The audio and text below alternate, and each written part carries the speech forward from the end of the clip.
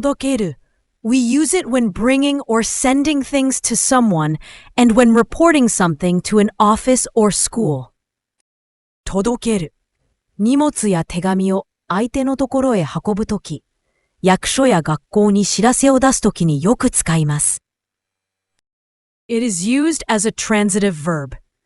届ける means to bring or send things to someone, to submit or notify authorities, or to cause something like a voice or feeling to reach someone.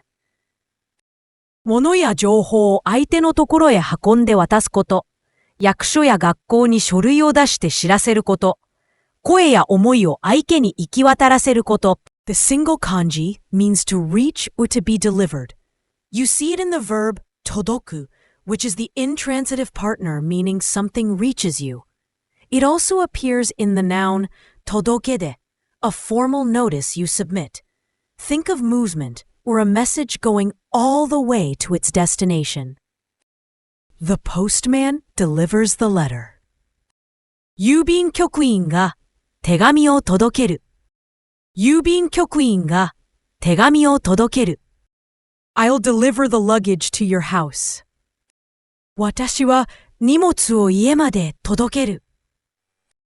私は荷物を家まで届ける。I took the wallet I found at the station to the police. 駅で拾った財布を警察に届ける。駅で拾った財布を警察に届ける。Notify City Hall of your change of address. 住所変更を市役所に届ける。住所変更を市役所に届ける。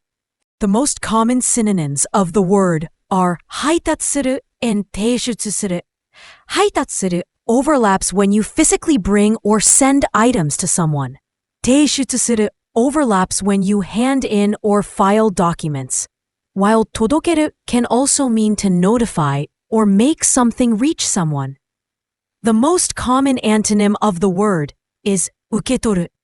While 届ける is about sending or making something reach someone, 受け取る focuses on the receiver getting it.